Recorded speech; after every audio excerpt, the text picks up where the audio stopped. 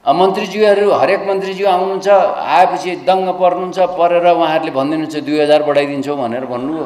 उहाँ आएको पनि 1 वर्ष भइसक्यो, मन्त्रीज्यू आएको पनि 1 वर्ष भइसक्यो। त्योभन्दा पहिले 5 वर्षदेखि भएको छ अरे यो बढाउने भनेर हरेक मन्त्रीले भनिदिनुहुन्छ। सकिँदैन भने सकिँदैन भनिदिनुहोस्, हामी सक्दैनौँ गर्दैनौँ भनेर भन्नुहोस्। झुटो आश्वासन दिन हुँदैन हामीहरूले कसैलाई पनि। झुटो आश्वासन दिएर हाम्रो देश पनि बिग्रिँदैछ। किन झुटो आश्वासन दिने? हामी सक्दैनौँ भाइ, गाह्रो छ, अहिले हुँदैन भनेर भन्दै भइहाल्यो। हरेकचोटि आउँदाखेरि तपाईँहरू माग राख्नुहुन्छ, तपाईँहरूको मागलाई हामी पुरा गरिदिन्छौँ भनेर भन्नुहुन्छ।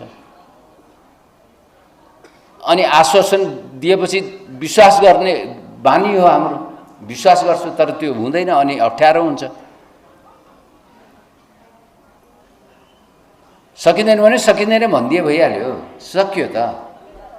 यसमा धेरै विवाद गरिरहनु पर्ने आवश्यकता म देख्दिनँ। मन्त्रीज्यूहरूले नै भनिदिनुहुन्छ सकिँदैन, अहिले अर्को वर्ष गरौँला, अर्को वर्ष हुँदैन, 2 वर्ष लाग्छ भनेर सुरुमै भनिदिनुपर्छ यो कुराहरू।